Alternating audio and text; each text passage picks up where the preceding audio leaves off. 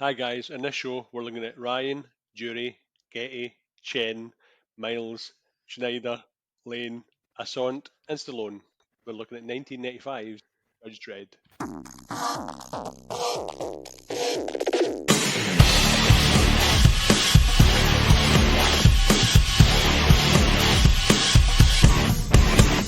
Hello everyone and welcome to another episode of 100 Things We Learned from Film. I'm one of your hosts, my name's Planty, and you knew I was going to say that.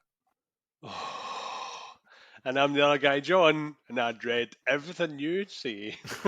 Saying, well, get your own podcast then with fucking blackjack and hookers.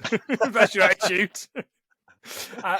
This week, John, we're welcoming back a guest. It seems to be like we've welcomed back guests this month. Yeah. We've run out of decent guests, and officially we're on this week. So I'm going back to the start. That voice you can hear, of course, is the always hilarious Joe Higgens of Hallmark of Greatness, as well as fucking loads. You've got more fucking podcasts than me. Joe, how are you? Fine. I'm in a really good mood. Oh, are you? You're gonna date the podcast, are you? I don't want to date it, so you can just guess. All right, okay, yeah, fantastic. He's just become a shareholder in Eon. And if you're listening to this, freezing your fucking tits off in December, it's Joe's fault. Yep. You should be using this electricity for something else, like, I don't know, living. An incubator for a small child or something. Indeed you should. Joe, tell us, well, you've been on before and you've told us about Hallmark of Greatness. We talked about Bend It Like Beckham, which used to be this fantastic in-joke on your podcast and no longer is, so that doesn't work at all. There was a bit of a culling of the ranks at one point, and so... Yeah, all those old jokes went out the window, and we got new people in, and I think it's better. Oh, it's miles better. It's miles better. Yeah, absolutely. But it's basically someone at work got promotion and didn't want to talk to us anymore. Okay, well, and always away. It's what happens. Yeah, it's exactly what happens. Oh, fuck him. Yeah. So tell us what your podcast's like now then. Well, it's split into two now. With Hallmark of Greatness and Hallmark of Greatness: The Last Orders. Hallmark of Greatness is going through Hallmark films and, pointing out the tropes and, it's fun. It's fun. They're short, those ones. That's the nice thing. Yeah. And then there's Last Orders, which is the films that Hallmark actors and directors cut their teeth in or end their careers in, seems to be. And they're normally worse than the Hallmark ones, to be honest. They are considerably worse, and I speak firsthand because I'm one of your regular guests. A regular? Yes. And I think we've just hit a lull of terrible films, and we need to shake the funk out because there's only so much more I can take, to be honest. Okay, well, I've got some ideas as we go through. I've located some films that may or may not make the cut. Oh yeah, no. It's just finding them because a lot of them don't exist or are on very limited release DVD. Yeah. I should check down the thingy near me actually. A lot of charity shops near me. I should pop in and that's a good show, actually. Have a look. It's just going to be 800 copies of fucking layer cake. Titanic and shit. Yeah, absolutely. Peter Kay's autobiography. Yeah, they do a lot. Yeah, but it stinks in there. Don't want to go in there, do you? Yeah. Anyway, John, 1995's Judge Dredd is what Joe's bought here. The second episode in September, as no one is calling it. What else could we have been watching if we'd done 95? Well, if our lovely listeners will listen to our 7 episode, they'll find out. Oh, seven. And just to put it in, this is the second Stallone and Schneider film we've done. So it is, shit, yeah. Yeah. We did Demolition Man. Hey, I assume that Schneider had pictures of, I don't know, of Stallone fucking Estelle Getty or something. He must have done. Apparently, Stallone contacted him to do to pick up the role. Apparently, it was meant to be Joe Pesci. Like, I'm finding him as an Ellie. Oh man, that better? Question mark. One of the Wet Bandits. You can't beat that.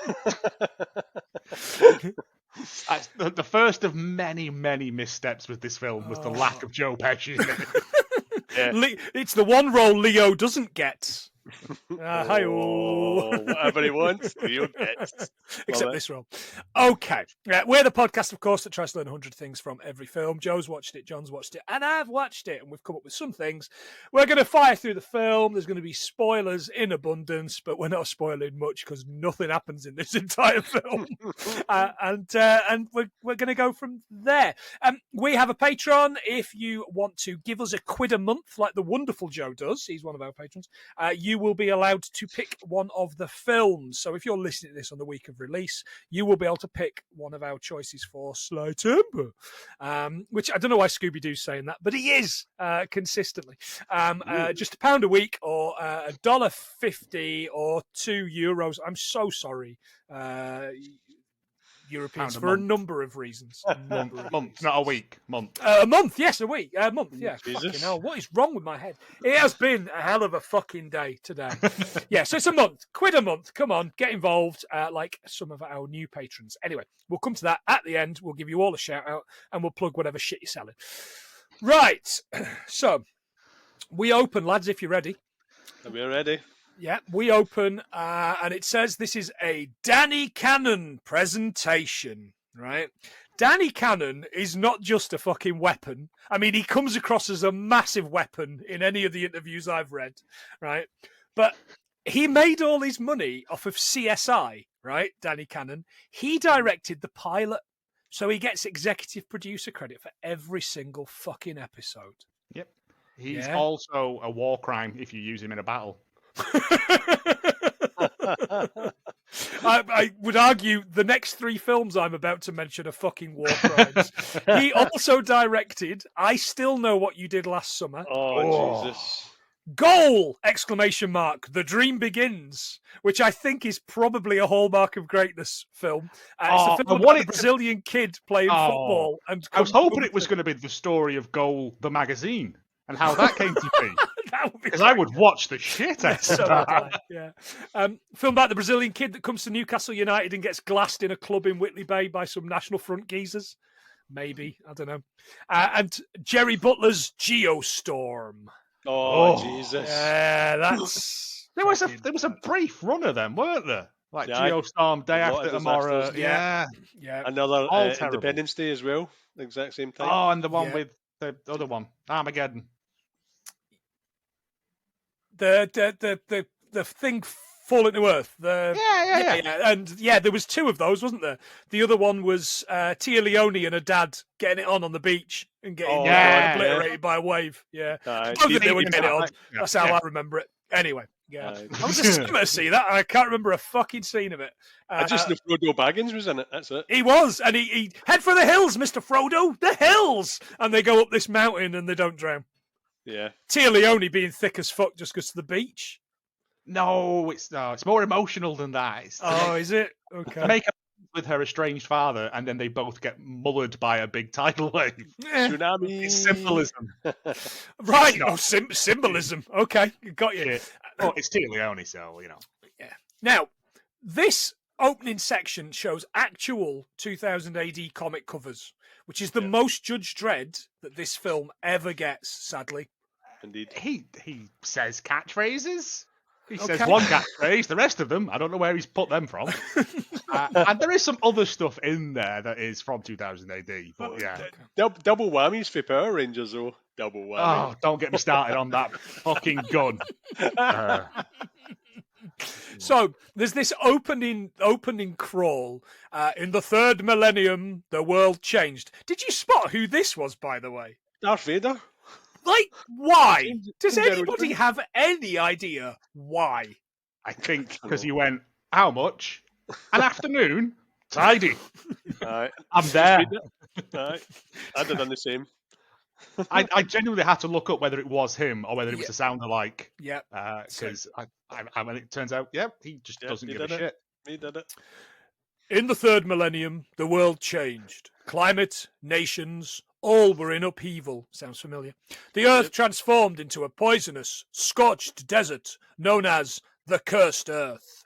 Right. Millions of people crowded into a few mega cities. They're ticking them all off, I get it. Where roving bands of street savages created violence the justice system could not control.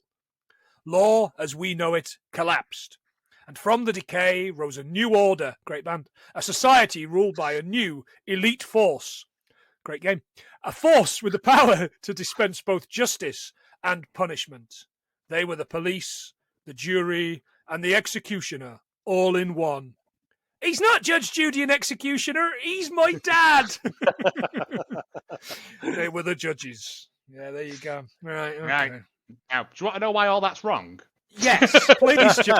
This is what the podcast's going to be, listeners. It's just me going, well, actually, I think you'll find the Cursed Earth thing was due to the atomic wars of 2070, and the megacity sprung up from that. Stretches from, well, the one in the film is New York, New Jersey, and Connecticut. Mm-hmm.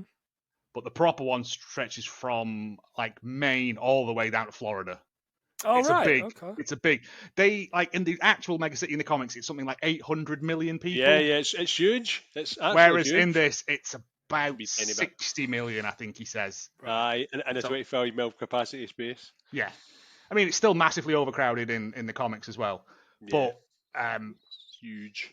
It's and then over time that has been culled off anyway. So I think the actual population in the comics now is something about 200 million due to wars and ghosts and just random bullshit. Oh, of course, the ghosts. Yeah. Dark judges came in and turned it into a necropolis, and it's there. But also, there's more to where the judges came from that this film sort of alludes to, but then goes, no, we're not going to tell you though. Disappears, doesn't it? Pulls the rug out from under you. Yeah. Joe, your relationship, actually, I didn't ask this, but your relationship with Judge Dredd is years and years and years old, isn't it? You've been... Oh, since I was a wee boy, yes. Yeah. Reading my brother's copies of 2000 AD, because, and I like it because it's so quintessentially British. Mm-hmm. It's very dry, it's very satirical, it's incredibly violent, and the thing I like about it is that Dredd has happened in real time. Yeah. So that when he first appeared in 1977, he was 38 years old, supposedly. And now it's because it's happened in real time. So he is now technically 83 years old in the comics because he's aged in real time. But for some weird reason, obviously, they can't kill him off. So they've come up with some doodads to rejuvenate him. But about 10 years ago, he did have cancer. And it was a really good story about him having to deal with his own mortality. And there's been a lot of Dredd's been through some shit, mate. Yeah, in this he just comes across as a proper fascist, whereas Dredd in the comics now isn't sure what he should be because he knows that. But he's grown and developed as a character, whereas Stallone in this treats it like fucking Cliffhanger or Over the Top or any other film that he's in. It's just another action film where it shouldn't be. Yeah. And it could have been so much better. It's very, very 90s action film. It just looks like generic 90s action film. At one point, I thought he was wearing Sandra Bullock's jodhpurs. the outfit designed by... was it Versace that was meant to? Yeah. Designed and sketched by, based on the original. Yeah. The big epaulettes thing, but it also does look very much like the Demolition Man uniform. Too much like the Demolition Man. It really does. All it's missing is big old codpiece on it.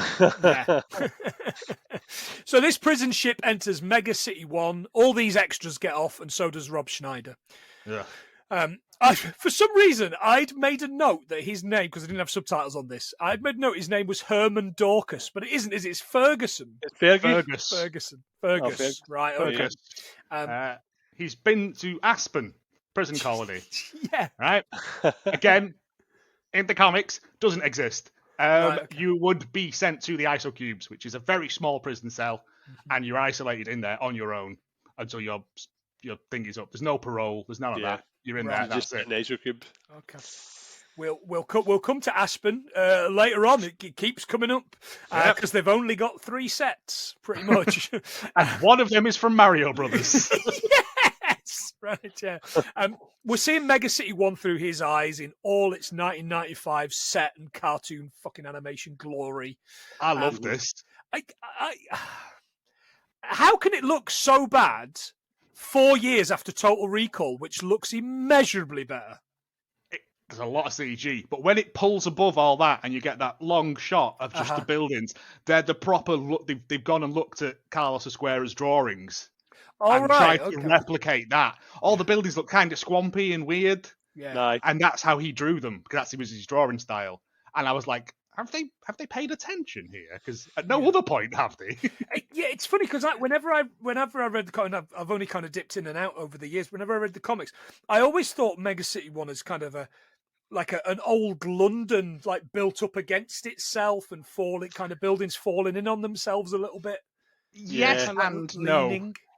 Depending on which bits of it, because it was built on top of the other city. Right, okay. So they just literally flattened it and built it on top. So there is an undercity as well, where all the criminals hang out and stuff, because obviously.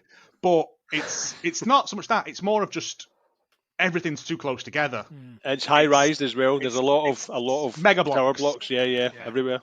And that's what the main problem with it is that there's no room to breathe between them. Yeah. Okay. There is Brexit in 2000 AD, which is all the judges are eating fish and chips and stuff. And then, that wasn't pears. There's also a radiation-filled area called Calhab, which is Scotland. Right. Where everyone wears kilts and is it's all incredibly racist, but done in the best possible taste. Cannibals, I expect. Some of them, yes. Okay, so he's on this flight to his new place that he's going to be staying. Heavenly Haven. Heavenly Haven sounds amazing. Right? Oh, I thought it was peach trees. I thought peach trees were better. This annoyed me because all the blocks in Thingy are named after people. That's like a running secret joke in them. Like Judge Dredd lived in Rowdy Yates' block. Right, okay. Because that's who he was sort of based off, was Clint Eastwood in was it Rawhide? Rowdy Yates? Mm-hmm. Yep. Yeah. But there's also there's been over the years, it's just a subtle way of taking jibes at people. Like, there's a we have to go and catch this paedophile. He lives in the Jimmy Savile block. Not as blatant as that, but the same jest. But it's the fact that they just called it. It's weird. There was a poll in the 80s, and one of them that suggested to play it if they were going to do a film. It was either Harrison Ford, but one was Clint Eastwood.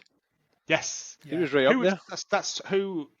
Well, the original drawings of Judge Dredd by Carlos Esquera, he drew him kind of ambivalent in the face, and because it was black and white, some people drew him as black and some people drew him as white, and so the early Judge Dredd comics, you've got this wildly changing face of him because he was drawn until they started putting colour in, and then they were like, let's make him white, let's square out the jaw a bit and make him look like Clint Eastwood.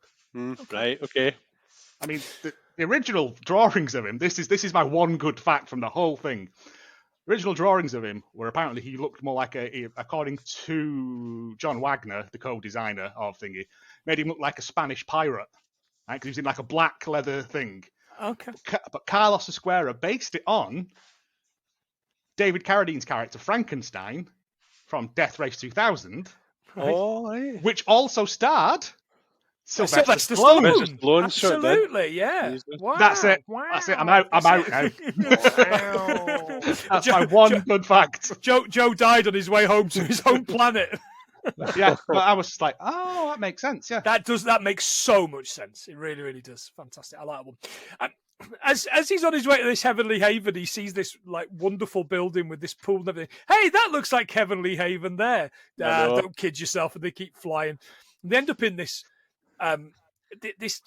what is really just this fucking opening fight. This opening kind of riot. War. Yeah, Block War. Brilliant name for a shitty indie band. That. Put that down. Don't get that. Had one of the Warriors in it. In the war. Well, again, James Remar. Mm-hmm. Good spot, boys. The ages to work out who he was. That was glorious. He heads up into this apartment, and there's these guys kind of shooting in the street below. Here comes Hershey and this rookie, who oddly looks about 50, and she calls for backup to where they are. Did you catch where they were? Abbott and Costello, mate. The corner of Abbott and Costello. Now, is that real? Is that really out of the Yeah, books? they would do jokes like that. Right, I mean, okay. Mega City 1 is massive, so you could literally go different jokes each time, and you'd never have to repeat them. So like Hull and Emu, that kind of thing. Yeah, there probably is all the way through it. But the block war thing's quite fun because the mega blocks were so big that theoretically you would never have to leave the block. You could live your entire life in there and never leave, which led to like weird loyalist things. And then there's a thing in 2000 AD called Future Shock, where people suddenly like realize that living in the future is fucking horrible and just go mental. And that leads to a lot of these block wars and stuff, because they all have their own militias and stuff. Well, Dredd expands on that, because Dredd went into a lot more into the block wars and the block mentality and that Peachtree's and the Carl Urban one. So I thought that was quite good. I enjoyed that part of it, because you never really seen it in this. Abbott and Costello first worked together in 1935 when Costello's regular comic partner became ill. Abbott subbed. They starred in 36 films in 16 years, as well as a 2-year run, 52-episode TV show. Who says they would shit out films and programs like nothing? Who said that? Yeah, but it was always like Abbott and Costello meet the Wolfman. Abbott and Costello meet the Mummy. Yeah. Abbott and Costello and the Maroon Capes. It's... Joe, one question for you. Who's on first? That's it. Yeah, that was my good thing. Is their famous routine is that? And as they're kind of having this shootout, the person that comes as the support is Dredd. He basically comes along and starts shouting up at them, and you're like, what are they going to do? What are they? A cop shouted at us. I don't know what. Let's fucking hide. Right. This is the thing that annoys me all the way through this film, is that he looks down on his little spyglass and goes, that's Judge Dredd. Yeah. And then they just go, oh shit, it's Judge Dredd. Let's keep firing at him. Yeah. Yeah. And it's like, no, you wouldn't. He does the I am the law bit. Yeah. Fucking hell. They couldn't have dubbed any, like in that Hercules film where they dubbed over Schwarzenegger's voice. Yeah. You couldn't have done that here with someone who can speak. No. Dredd's sort of only catchphrase. It also spawned singles by the Human League and Anthrax. All right, excellent. Yeah. There you go. He yells this like he's been given a load of downers. He does indeed. He does indeed. They basically keep shooting at him. They're not going to stop shooting just because he's a shouty man. But he's just walking through all this fire, and he's going, they're out of range. They can't shoot because they're out of range. It only has a range of 50 meters. And blah, blah. But there's such a thing as a fucking stray shot, dickhead. I did look this up, and I couldn't find anything that says that non-coated flechette rounds are non-lethal at 50 meters. And I think I'm on a watch list now as well. Old fucking deep state's watching you, sir. Yeah, because I was like, it's still got gravity on their side, though, pal. I know. Yeah. And it's going down.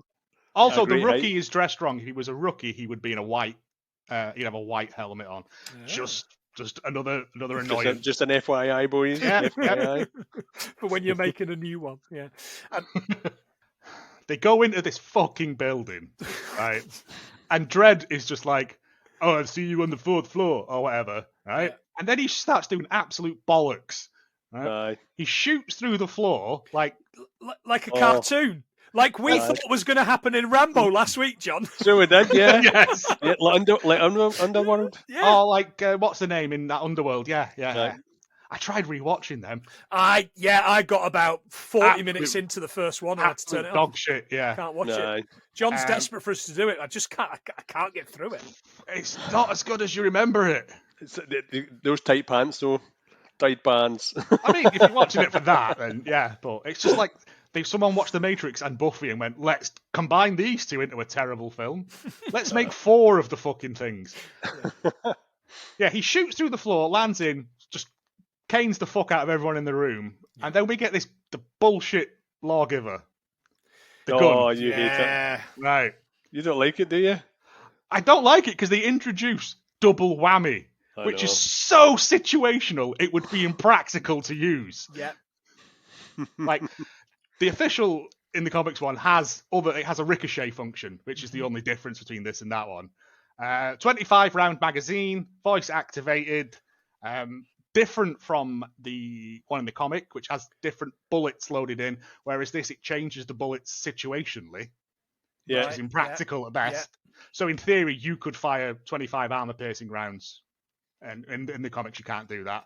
The gun itself, the prop, is built around a Beretta 92FS. Oh, fantastic. Stealing my gun facts. I wasn't sure, because you've been lax on your gun facts recently. I know, I have been, sorry, buddy. and also looks like the G-Con light gun from PlayStation 2 era. It does indeed. Yeah, it does. Yeah. Which is why I bought one. I've got a couple of other things that it does. So on this, it has this incendiary option, this armor-piercing option, this heat-seeking bit, or as it's called in the comics, hot shot. And I was disappointed it's not a Parmo. I love it. Hot shot Parmo, dickhead. Oh, Parmo. Do I want Parmo? Yeah. Am I going to get it? No. This stupid fucking flare thing, which I think is just for the film, right? I seem to remember, Joe, something about an exorcist bullet. Was that a thing? Did I make that up? No, that is in the comics. Yeah. The Psi Division, which is a subdivision of the Judges, which deals with supernatural threats, right? Have an exorcist bullet in them, which is still... It's like Thingy makes in Jamie Foxx in that new vampire killing film. Oh, right. Any good? Right. Worth a watch? It's fun. It's a fun... drags a bit in the middle, but the beginning and end and the cameo in it are tremendous. The beginning's good. I like the beginning. I'll get that watched. But yeah, it has holy water and silver, and it's blessed, and it's got there's also the ricochet round, and they have a stun function as well. Okay, fantastic. But obviously, in this, it's just all made up shit. It's grenade rapid fire, which is the same as regular fire, so I don't know why he has to request that. Maybe it has to go back to it, I guess, doesn't it? Which would be a nightmare. An armor piercing so he could shoot somebody through the butt of a rifle, which didn't make any sense. He could have just shot him. Shot him in the head. Right, yeah. I think it was just showing off, weren't it? Like, because in the Carl Urban one, he runs out of bullets and he's just clicking through shit, and then he's like, have that grenade, he blows Thingy's head off. But yeah, in this, it's just fuck it, whatever, don't matter. Yeah. The rookie gets shot. And there's this stain on the wall that just looks like Mama's tomato sauce. I was loving that. It's like, was he carrying a bag of spaghetti around with it? Dredd runs through all these codes that he's going to get the gang leader on, and I'm kind of like, okay, fan servicey, but fucking stupid. And then the gang leader tries to shoot him. Again, though, in the comic book, the codes are just sort of made up. Yeah. Like, I think if you went back, I mean, I've got the Book of Law somewhere, and it's very much like the Space Corps Directive. I was just about to ask, is it like Red Dwarf? Yeah. No officer should report in a ginger toupee. Yeah. He shoots him. Hershey shoots another guy. And then as they're wheeling out the body of the rookie, who failed his training, obviously. Diane Lane says, "Have you never, haven't you got emotions?" Yeah. Oh God, aye. And then we get possibly the worst line in the film, and that's saying something, because there is some fucking howlers in this. Emotions. There ought to be a law against them. Oh, brutal! Absolutely fucking brutal. Oh, they've also caught Rob Schneider in a robot covered in spaghetti. Yeah. So this recycling food droid, which is why don't you try recycled food? So I got myself thinking: is there recycled the environment? Food? Yeah, okay for you. Ealing Council website: food waste collected as recycling from homes in the borough is taken to Bedfordshire, where it's fed to poor people. No, sorry, where it's turned into energy and fertilizer. During this process, food waste is put into an anaerobic digester where microorganisms break down food waste in the absence of oxygen. This process produces biogas, a mixture of methane, carbon dioxide, which can be used to produce heat, electricity, or transport fuels. The gas itself is a source of renewable energy. The electricity produced can either be used locally or exported to the national grid. Anaerobic digestion also creates biofertilizer, which can be used in farming as natural fertilization. It's only a matter of time before it's fucking Soylent Green, I'm telling you. Oh, I'm okay with that. Yeah. Well, it depends on the people. In Dredd's universe, all the bodies that I killed go into recycle, which then goes back to feed the population. Okay. Everybody wins. Everybody wins. Yeah. I know there's not enough resources. That's the thing, and people know this and they don't care. Yeah. Everything tastes like chicken anyway, so it doesn't matter. Dead body, chicken, all the same. No, I was saying Bedfordshire methane thingy, that'll be shut down soon, won't it? They'll frack under the grounds of that. Yeah. So they arrest Deuce Bigelow. Yeah. It turns out he's a hacker and he's been hacking this thing. He pleads not guilty, and the line, Joe. I knew you'd say that. Yeah, Jesus. Now, correct me if I'm wrong. I don't think that's a Judge Dredd line. I've never heard him say that. He possibly has in casual conversation. But, it's not like, go on, say the line, Bart. It's not, it's, I am the law is his famous one, and that's about it. Yeah. But, when he shoots through the room, he goes, this room has been pacified. Court's adjourned. And fuck off. He sentences him to 5 years back in the pokey, which seems harsh because he's only trying to save his own skin. Extenuating circumstances. Dredd sees things in black and white. That's right, yeah. We're in a meeting with the head honchos, the chief justices now. They explain that there's been 73 riots in 2 months. Chief Justice Max von Sydow. Yes. Yeah, he wants to stick with what they're doing now. The increase in the number of deaths, it is what it is. He's been a judge since he was 14 and doesn't think they should change how things work. That's fair enough. Max von Sydow, gentlemen. Real name, Karl Adolf von Sydow. I can see why you changed it. You can see why he changed it. Like half Hallmark. Yeah, he was only 44 in The Exorcist. Wow, Jesus. John, you're older than the old priest. They must have weighted him up, weighted his head up, not weighted him up. Priest. Now, get this. This isn't really related, but Jason Miller, who played the young priest, Priest Karras in The Exorcist, is the father of Jason Patrick, the actor Jason Patrick. What? Yeah. Even better than that, you're going to love this. His mum, Jason Patrick's mum, is Jackie Gleason's daughter. Wow, that's it. One of these days, Jason. One of these days. Pow, right in the kisser. That's a family tree and a half. That's something else, isn't it? I know. Crazy. Yeah. Going at each other like no. Jason Patrick must have been possessed today, bloody Speed 2. Still never seen it, I still haven't watched it. Speed episode coming soon, listeners. We're doing Speed soon, and we're going to do the film. And we're going to do Speed. Double whammy. Sorry. Just fire 2 bullets. It serves no purpose. Dredd's watching this undercover reporter on the TV, and he's explaining that Dredd has murdered this number of people. First of all, when it pulls the map up, we get to see the other 2 cities, Mega City 2 and Texas City. Okay. Yep. Couldn't go Mega City 3. Texas City, is that the one that's got kidney beans in it? No, but all the judges there wear cowboy hats. Oh, do they really? Legitimately. Right, wow. And all their guns are like big 6-shooter guns and stuff, yeah. Do they? They seceded. Drink boiling hot ginger ale. They seceded away from the other 2 megacities as well at one point. Yeah. Dredd, that reporter would not be allowed to say that because the judges have a very heavy media influence thing, and they would have just shut it down straight away. They have been known to kill people or imprison them or just make them disappear. Okay.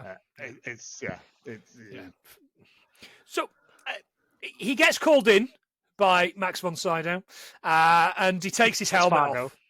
Yeah, Chief Justice Fargo is like, at ease, Dredd, and that he translates that as, take your hat off, son. Yeah. I know. How did you feel about that, Joe? It was always going to happen, wasn't it? Because it's Sylvester Stallone. They're not paying...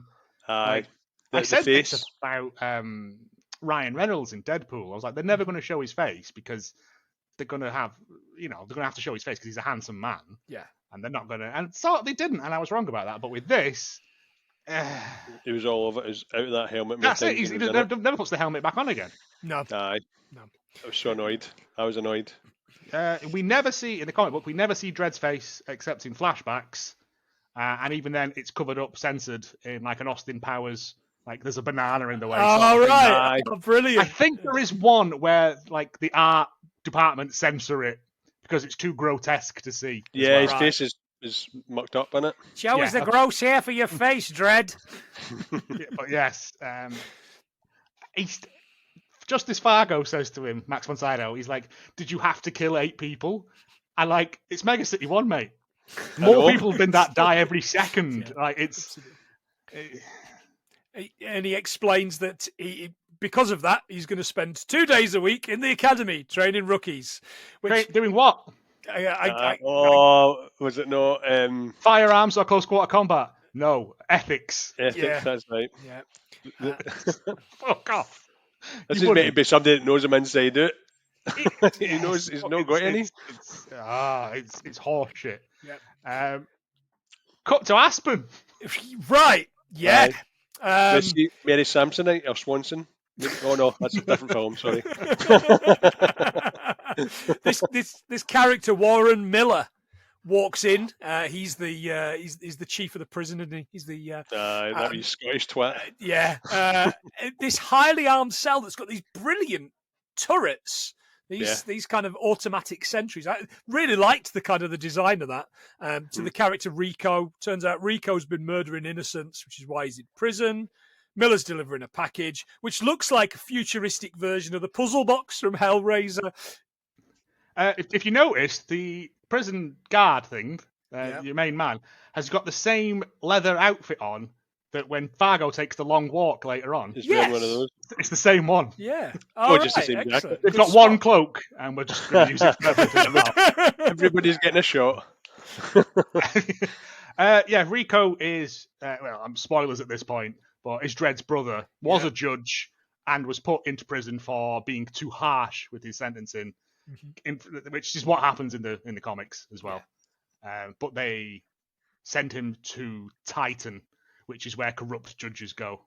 There's a prison colony on Titan, because in this they just put him in like Magneto's fucking prison from X-Men. Aye.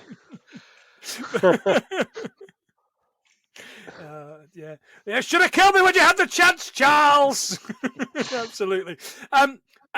Right, things to do. Top 10 best things to do in Aspen, according to TripAdvisor. 8 of them are basically looking at fucking mountains, which in fairness do look amazing. One is a grotto trail, which I assume you follow her to the pink windmill to harass the paedophile and his aggressive flightless bird. Oh no, that's grot bags, right? Okay. And the final one. Rodhull a menace? I assume so. He looks it, doesn't he? Oh, I mean, there's no smoke without fire, isn't there? That's right. The final one was Aspen's Dark Side Ghost Tour, which looks like it's run by a couple of fucking Athenians that committed suicide and got buried outside the city in unmarked graves. Jesus. Aspen, pretty but shit, right, is basically what I came up with. Aspen SPU is a prison in Arizona. And possibly also a Law and Order spin-off. I couldn't quite figure it out. There's no prison in Aspen, Colorado, sadly. Of course there isn't. So Armand Assante, right, who I keep calling Armand Assante because why not?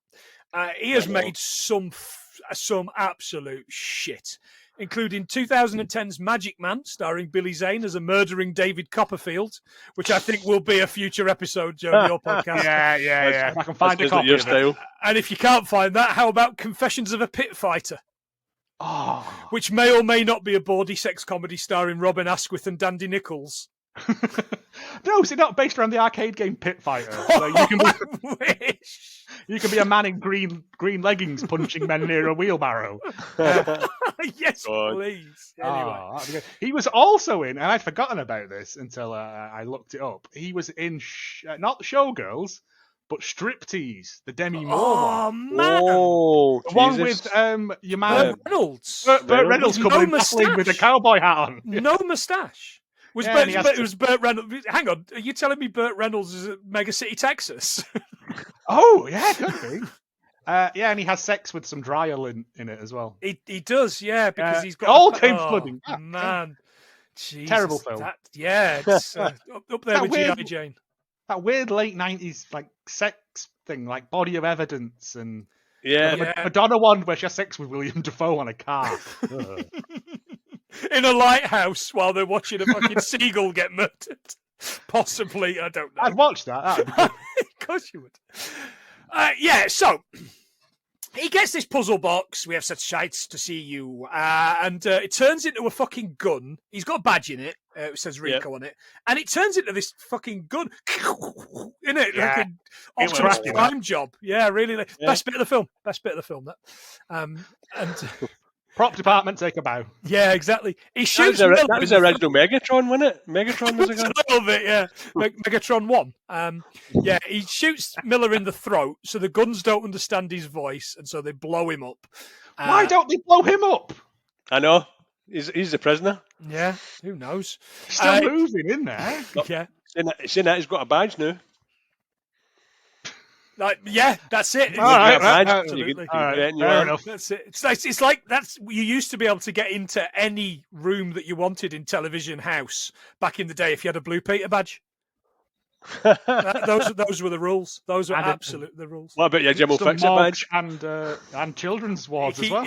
He was allowed to get in any room he wanted with one of them. Anyway, moving on. Right, Every let's go. fucking week. Every week.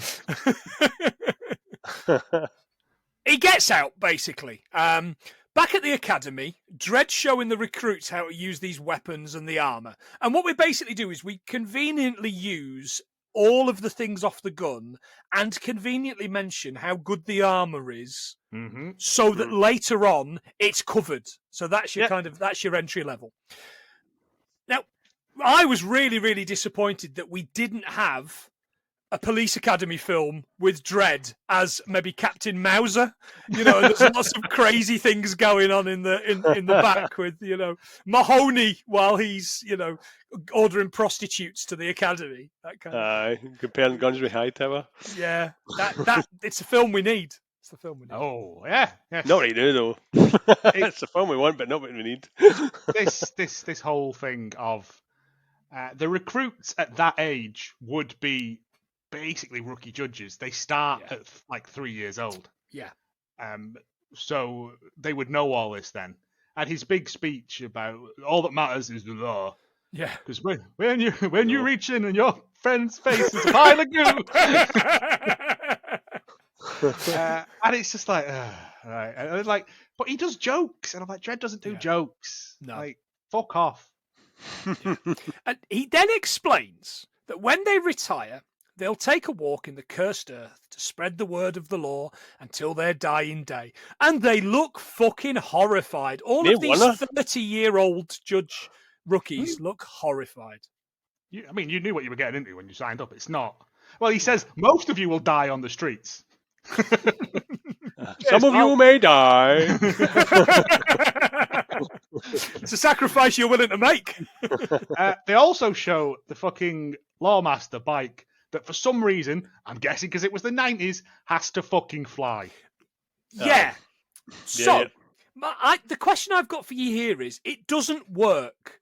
Now, I know the tone of the comics, and I've read enough of them to know that's not a fucking thing in the comics, that it doesn't, it doesn't work. Let's set it up not working here because later on we're going to need it to stop working for, I don't know, 5 seconds. And we're going to have other judges out there on them patrolling. No. If they can make a flying taxi, like at the start. Aye. They can make a bloody flying bike. Exactly. How the fuck else is Corbin Dallas going to make his way around the city? Is what I want. Aye. Yellow multi-passes, multi-pass. Exactly. Hershey and Dredd are in this mixed locker room. Very futuristic. I was into it.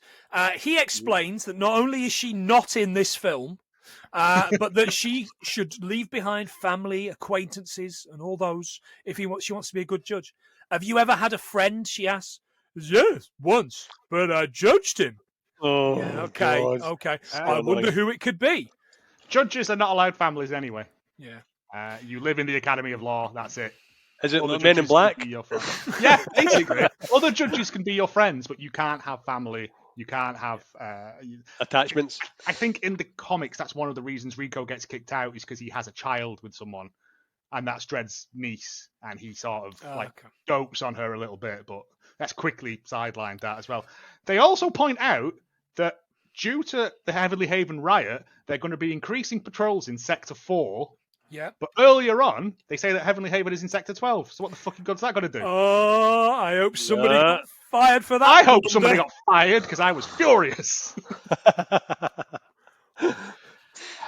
Yeah. I judged him and he walked off. And you're like, hi, Diane Lane. We'll see you later on. See you for the finale. Yeah. Out on the streets, Rico's walking with, I guess the whole thing is these freaks and interesting characters. This character behind him at one point looks like Vulva from Spaced. Macro! It's not finished. It's finished. He stops at this shop called Geiger's Bazaar, and I was kind of like, okay. And he gets served by Andy Serkis from that Sex and Drugs and Rock and Roll film.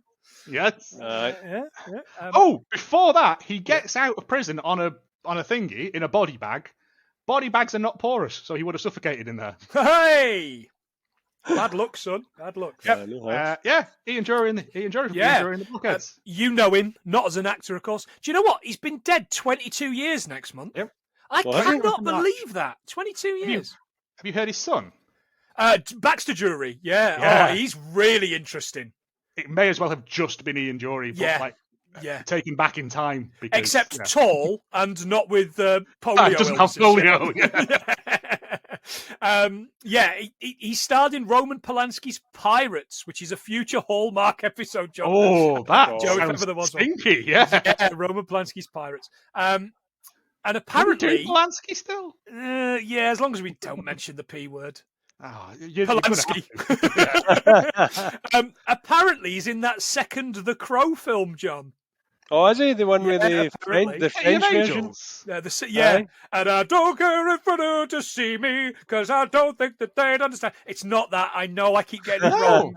I know that's the one with Meg Ryan and what's his name? City of Angels. Nicolas Cage. Yeah, that's that one. Yeah, apparently he's in that. I've seen that because Iggy Pop's in it as well. Aye, so he is. It's a rock and roll jamboree. Yeah. Well, we're 14 episodes away, John, from doing the Crow again. I know.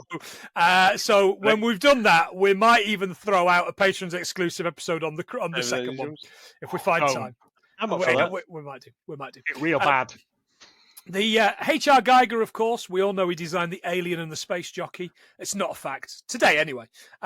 But did you know he made the design for Syl, the shagging alien from Species? Really? Yeah, he's the design for that. They just go, who do we know who does alien drawings? Yeah. Well, Geiger. Who do we know like sexy aliens? Geiger. Right, you'll love this. He's the creative consultant on a German film called The Killer Condom. Yes, 100% on board. Yeah, the tagline, Joe, the rubber that rubs you out. You can't use Johnny's as an eraser. It would be better. You need protection from this protection. That's it. That's a better line. There you go. Absolutely. Get in touch when they reissue it on Blu-ray. This stuff writes itself. And the main character in it is an Italian New York cop called Luigi Macaroni. Oh, Fuck man. off. No, is that Master Disguise coming back on us? Oh, shit, so it is. Oh, pistachio. Fucking hell. Oh, I want to know how it killed. There's only it can only suffocate you. Suffocate, exactly. That's it. No. Anyway. Get in the worm, Manny. I don't want to get in the worm. Fill itself up with drugs and make you swallow it and then pop. Aye. Iggy Pop. Anyway. So this ABC warrior, this huge fucking robot that he spots, and your man says, "Oh, you're only allowed to keep them because they're deactivated." He's here to collect a box of goodies. Joe, I'm sure you're going to tell us about the ABC Warriors. If you want. Yeah, I'd love to. We'd love to know, because it's the most interesting thing in the fucking film. Technically really don't is. exist in Dredd's universe. ABC Right. Warriors stood for Atomic, Bacterial, and Chemical. Okay. Never took place in Dredd's universe. He looks an awful lot, this one, like Hammerstein, the leader of the ABC Warriors. I think they featured in the thing that went against the Volgons, which was the original one of that. He was called like Derek Hammer or something, and it was just an East London guy driving around in a van with a sawn-off shotgun, just shooting like they were supposedly aliens, but they were Russians. That sounds astoundingly familiar. I can't remember what it was called. I've got it over there somewhere, and it's not a great read. He's called like John Bastard or something. Like he's Bastard. Alan Bastard's brother. No. And he's like fucking shaved head, trench coat, gun, white transit van, violence. Yeah. Okay. But they featured later on in a story against them. I think much later down the timeline. Yeah. There's loads of them. There's Jimmy Pineapples, and yeah, there's a real character called Joey Pineapples. Yeah. Right. Okay. Yeah. Not one of my favourite 2000 AD comic strips, but worth a read. Okay. It's basically Band of Brothers but with robots. All right. Okay. Yeah. Let's keep Joey Pineapples away from your kid. Anyway, I don't think she's allergic. I think she just gets sore mouth from pineapple. Well, she needs to fucking peel it first. Maybe. Hi-oh! Right. Anyway, he's got this box of goodies, including this lawgiver, and the line is, "Only judges can." Hey, Bill, be careful! You'll lose a hand. Only judges can. God blimey, Marie Poppins. That was a pass. Yeah, he takes it. Pineapples, yeah. Shoots him in the face. He goes, "Well, I guess I'm a judge." That's bollocks. Each gun lawgiver is programmed to that judge only. Mm-hmm. So that would have had to have been his gun. Yeah. Okay. Which yeah. This fucking bit. This massive murderous killing robot. It's been deactivated. Push two Ys together. It's reactivated and it's murdering people. Ready to go. Yeah. And I felt a little bit sick when he picks up a dead man's cigar and starts smoking it, and I'm like, that's very pre-fucking COVID. You can't catch polio that way. That was gross, though. Yeah, okay. The Hammerstein robot, though, is fucking great. It's probably the best thing in the film. It's gorgeous, it's a genuine puppet. They wanted to do like a guy in an exosuit. Yeah. And they were like, nah, bollocks to that, mate. We're going to make a thingy, a big proper... Yeah, I kind of wanted it. He says he wanted it made from scratch. Yeah. Operated off-screen by 5 men. Like your lass. Like hey! There's this bit where the reporter's blaming Dredd. He's talking with his wife in the apartment. And the next thing, this judge blasts in and starts blowing them away. Yeah. Blammo, of course. Vartus Hammond. Yeah. Played by Mitchell Ryan. Most famous for being the bad guy in Lethal Weapon. Oh, yeah. Yeah. And also had a prominent starring role in Dharma and Greg. Do you remember Dharma and Greg? Get down up there, Dharma. Yeah. I can't, Greg. I'm a free spirit. I knew I recognised him from something. Yeah, it's Lethal Weapon. Yeah. We keep saying we're going to do it, John, and we still haven't done it. We keep saying, I know. That's easy 200, that. Yeah. We'll date when we're 2 days away from retirement. You're too old for this shit, John. I know. We see on the camera that Dredd's done it. Dredd, no. Yeah, exactly.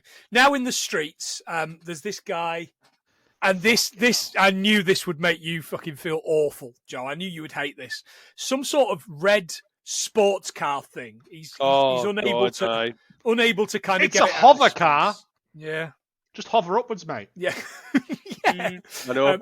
Hershey pulls him over. In fact, surely parking's much easier when you can go in all of the dimensions. Three directions. Yeah, exactly. Yeah. He's got a suspended license, 3 counts of a DUI. The guy starts to argue back. Again. Because we can't trust women. Not that, right? just it's a judge. You wouldn't just talking back to a judge is 6 months in a fucking cube. Yeah. Like when she opens the car, some nice Rob Zombie music playing. Though. All right, good spot. Yeah. And also, they can't be DUIs because booze is outlawed in the future. Ah, very good. So, but yeah, the fact that Dredd shows up, right? Yeah. And he's still back talking him. I know. And this thing, it was like he would have just beat the fuck out of him. Yeah. Yeah. Dredd There'd have been would have teeth flying everywhere. Yeah, Pop. he'd have just coshed him with a fucking day stick and gone on about his business. Like, Yeah. Dredd asks him how he pleads, John. He pleads not guilty, to which Dredd says, I knew you'd say that. there we go. We've all had a go at and it then, now.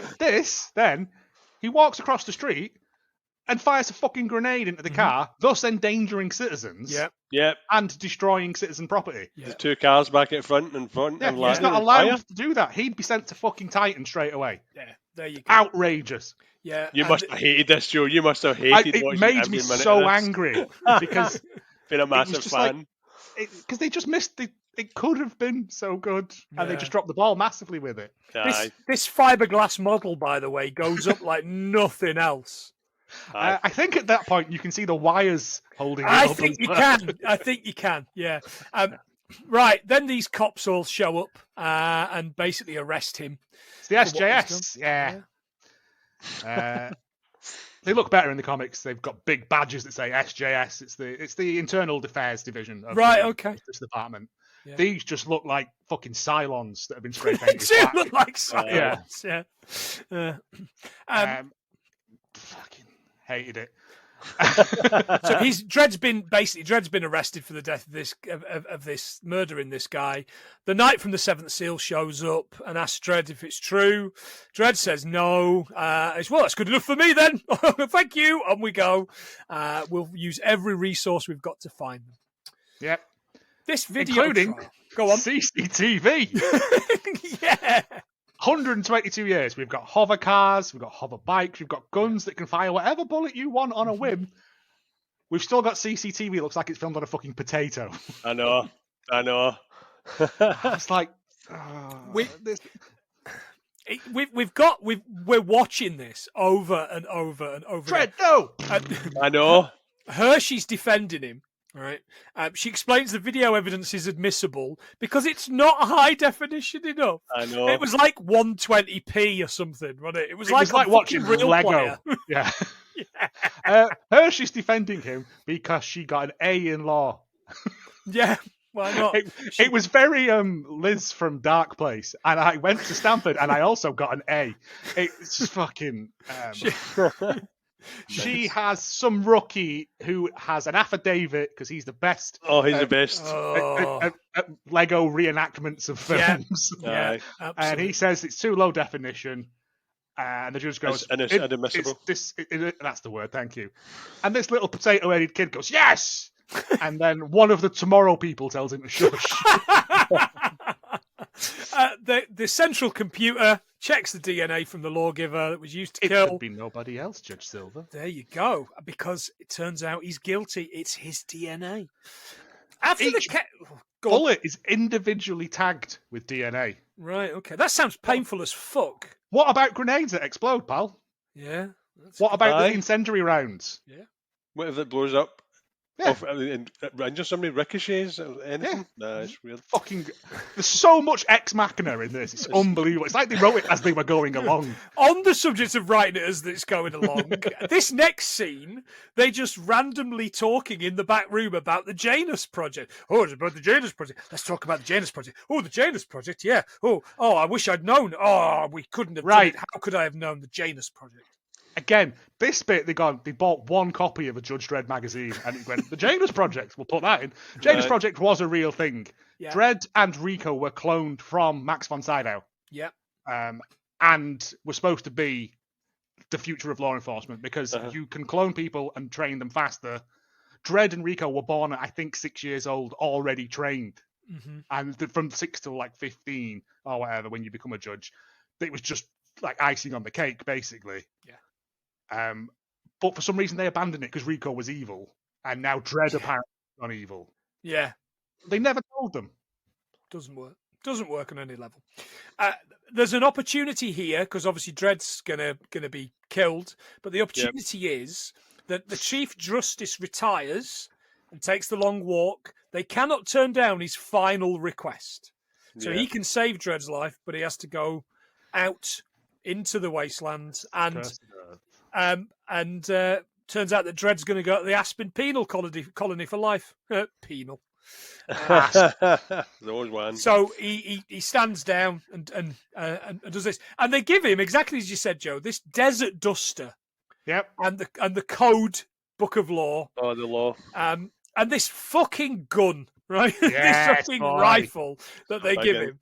And the thing is, keep this in mind, lads, that when we retire, this is exactly what we're going to get. By the time we retire, this is all that's going to be left for us. You do realise that. The shotgun. The shotgun is a Remington 870 with a load of shit glued onto it. Once I'd seen it was a Beretta, I thought I'm not going to look at any more. It would just be modelled on something else, so I left it.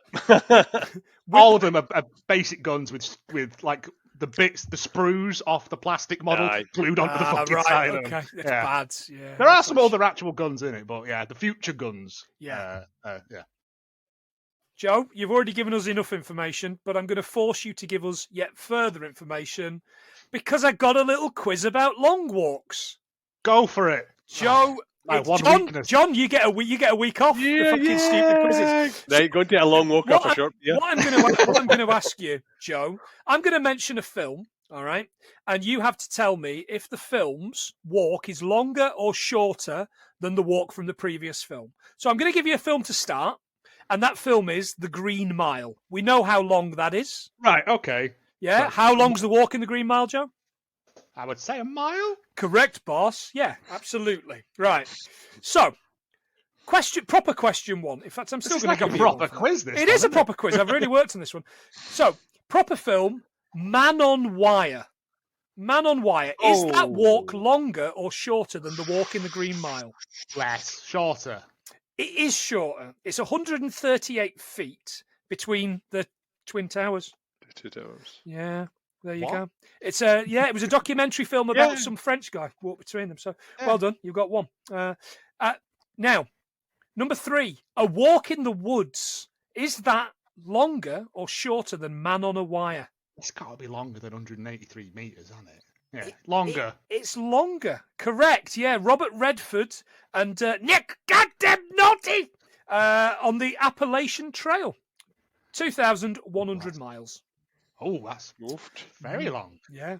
That's not what she said. I hope they didn't do a film about Ian Botham walking from Land's End to Johnny Gross, because I'm fucked if they did. Number 4, rabbit-proof fence. Is the walk longer or shorter? Than 2,000 miles? Than 2,100 miles. They're only kids, though. Shorter. It is shorter, 2,400 kilometres, or 1,500 miles, based, of course, on the true story of the Aboriginal child removal in the 1900s. Cheery as fuck, that. Yeah. Directed by a bloke called Philip Noyce. Noyce! Noise. Very noise. Yeah, well done, Jack. A walk to remember. Is a walk to remember a shorter walk than the walk in rabbit-proof fence? Yes. Yeah, do you know what a walk to remember is? It rings a bell. Mandy Moore, Nicholas Sparks' lady cancer film. She dies of lady cancer after walking 55 feet down the aisle. Fucking hell, that's brutal. Yeah. I mean, it started off light, and then we've had... I know, we've had bloody Aborigines getting taken from their homes. And finally, number 6, The Way. It's just called The Way. Is it longer or shorter than 55 feet? I'm not aware of The Way. I'm going to say longer, because... 1,100 miles across the Pacific Crest Trail. This is the way. This is it's that Reese Witherspoon film I keep mentioning, John, that I've seen where she's got a drug addiction and she decides to just go for a walk. What? She gets some trainers delivered by Amazon, so fuck that film. Man, that sounds like shit. Joe, you did very well there. You got 5 out of 5. Well done, that man. Thank you. That was good. I had to think. I'm going to have to hunt that down the way. I'm putting sounds dog shit, but also it's not bad. It's not just bad. right up your street. Yeah, I quite enjoyed it. Yeah, I quite enjoyed it. This weather. Doing drugs and going for a walk. Yeah. So we now go to Hershey breaking into Dredd's locker. She finds this picture of baby Dredd with his parents and slides out behind a picture of Dredd and Rico in what looks like the academy. The Chief Justice comes back to his office. I've written Chief Justice Rippon, and it's not Rippon, is it? That's Griffin. Griffin. There you go. I'm terrible at this. With subtitles, I'm deaf as a post. The thing is, all these Chief Justices are real from the comics. Right, okay. So they did some research in the same way that, I do. Just cursory glance over it and out fucking doing it. Like, pretty much the same. Doing your own work on the yeah. I'll do it on the night. He comes back into his office and there's Rico, the ABC warrior. Explains they should meet somewhere safe, and he's like, Dredd's gone. The other Chief Justices, are under your control. Where else is safer? He says, I could have probably used Dredd.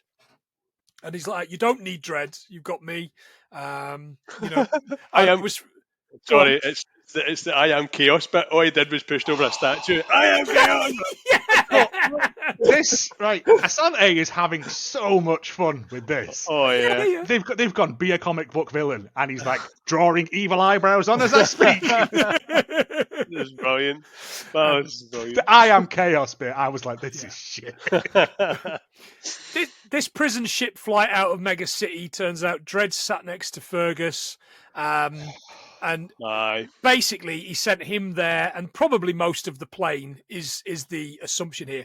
Did either of you get Con Air feels? That's what I got. Yeah, I was expecting to see somebody, the black ball guy at the back. Dredd explains he was falsely accused, and it's a passable "I am the law" impression here. It's a possible kind of Stallone impression that he does. Do you want some fun about that? That was improvised by Rob Schneider. Oh, right. Okay. I bet they all fucking rolled about, didn't they? And they loved it so much that they kept it in. Oh. The 90s were a fucking trip. The studios in the 90s. Cocaine's hell of a drug, mate. Absolutely. So we're told, yeah. The criminal behind is getting loose to stab him. Somehow brought a shiv on board with him. Yeah, exactly. At the very, very same point that these fantastic wasteland cannibals shoot the ship, causing it to crash in a ball of flame. The Angel family. They're great fun. They're great fun. Spud brought them down. Yeah. Brilliant. Yeah. Surely, absolutely hot off Train Spotting. Yeah. He must have just gotten, forget me, the first fucking flight to Hollywood and get me in those prosthetics. Arguably better looking in this film than he is in anything else. My pleasure is your leisure.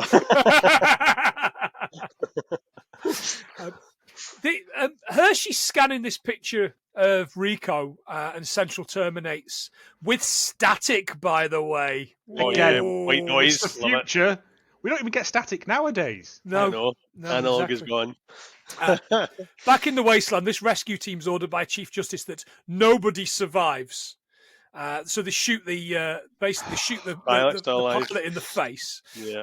And it turns out that Dredd and Fergus have been captured by the Angel family, and they clock it's Dredd only because he keeps going, well, Dredd, what are we going to do, Dredd? Shall we do this, Dredd? What are we going to do? That was annoying me.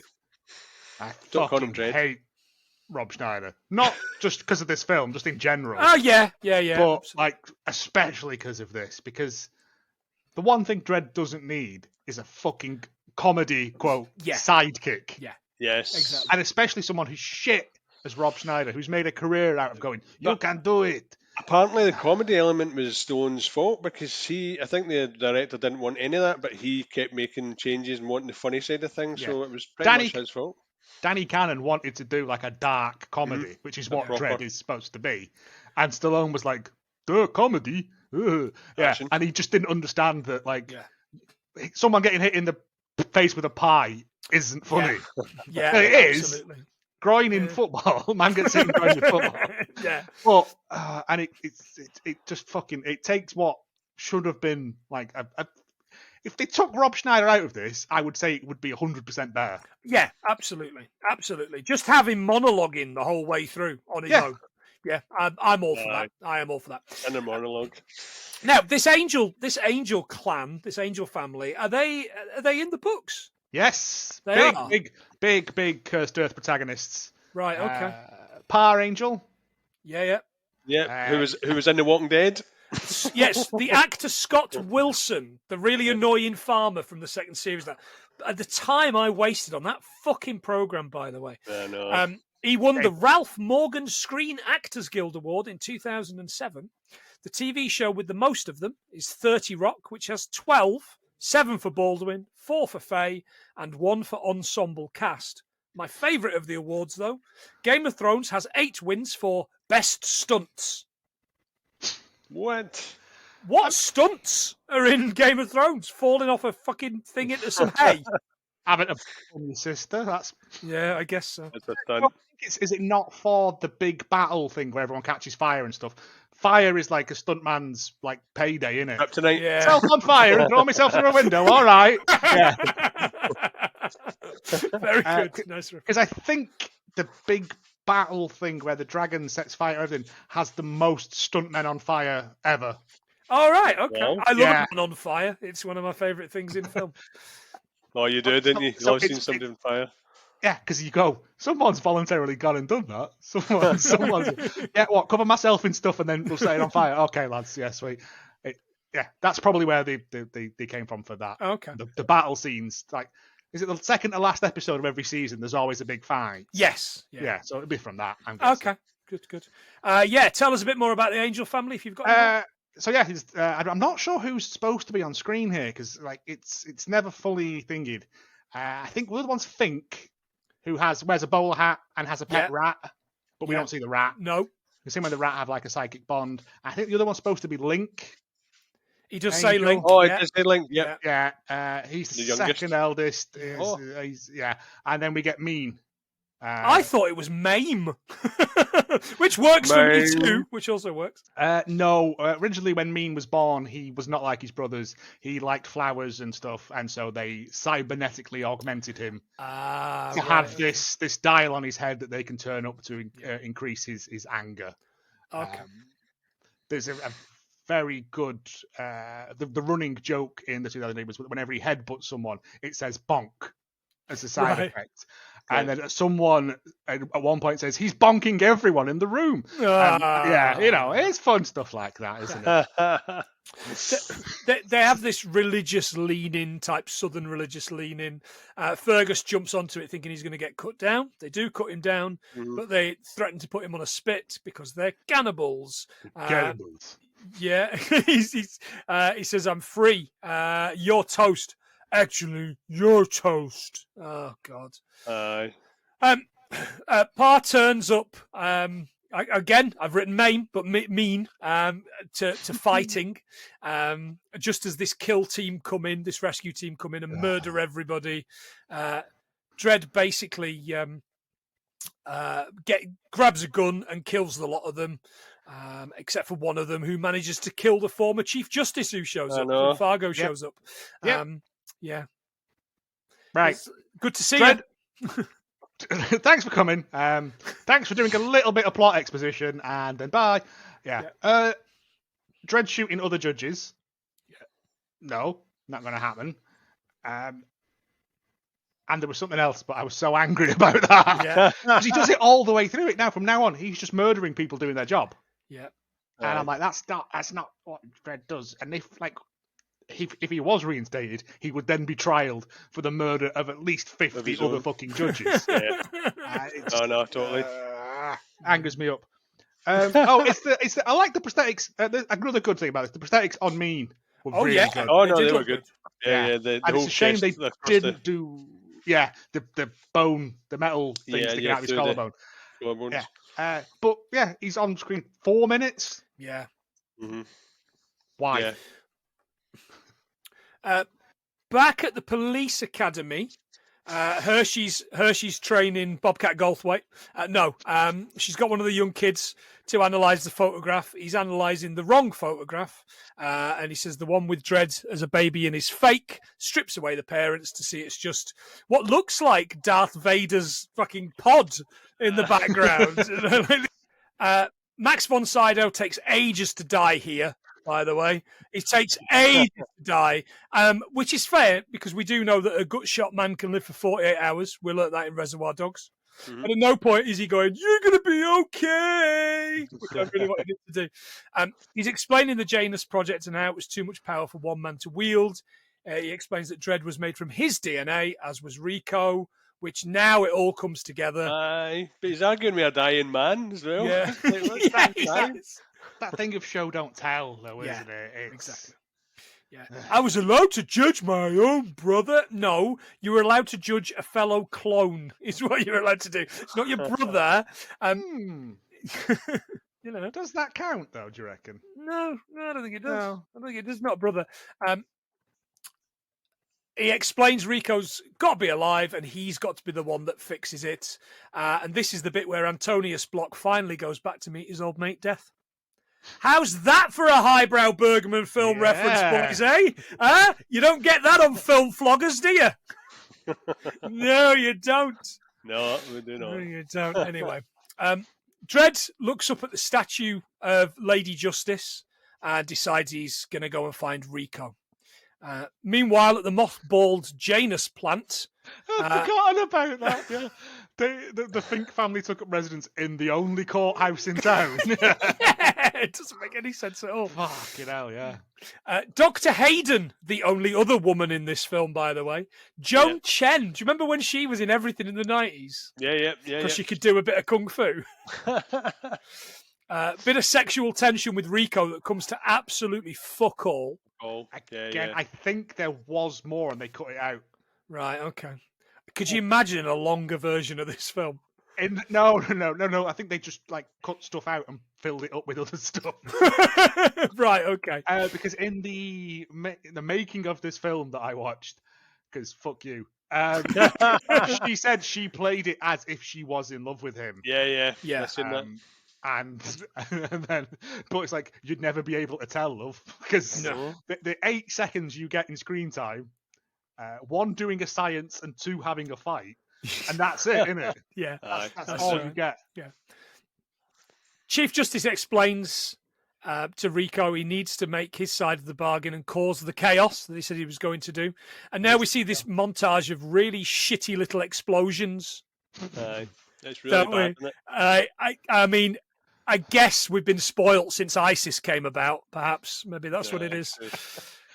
Again, issues with this. Judges act in 1s or 2s. They don't go around in roving gangs. It's not West Side fucking Story. It's a pack, isn't it? Big pack of... Yeah, because when they go down that alleyway and the ABC Warriors there, why are 8 of them going down one alleyway? Yeah, absolutely. And he cuts them all down, which, that's okay. I quite liked that bit. That handgun things. Yeah.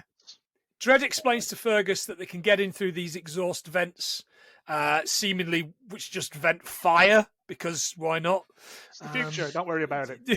Everything, it's like Galaxy Quest. Why are all these things in this room doing this? I mean, it's easy to get in a vent, especially if you've been blasting womp rats in your T16, I guess. We can't just knock on the door and go, Kurthurth Pizza. Oh, Jesus Christ. Back at the Chief Justice office, 96 judges have been killed, and there's no way for them to replace that number. Or is there? We must reactivate Janus. Yeah. Send in the clones. They're already here. But we're pointing out that the technology has increased now. So within, was it 48 hours, we can have new judges out on the streets. Yes, so that's right. They can make them in 8 hours, innit? Yeah. Now, the line here is that instead of them taking, it's moved on in 20 years. So are we to believe that Dredd and Rico are in their early 20s? Is that what we're supposed to believe from this? Because the last one was done 20 years ago. If he's a day. He looks older than Jackie Stallone. Armand Assante looks like he eats tobacco for a living. Back at the vent, Fergus and Dredd are arguing. It's down to Dredd. He never apologizes. I never apologise. Oh, God. And then he makes a run for it. Fergus follows him, falls down, but Dredd saves them both by blasting a hole in the floor. And it just so happens that there's another floor below where they are. It's a fun wacky slide, isn't it? Very much so. Yeah. Into this trash pile. It looks like fucking kinetic sand or something. I don't know what that's supposed to be. Yeah, I don't know what that's supposed to be because it doesn't make any sense. Why would they have just a big pile of sand? Silt. When they scree.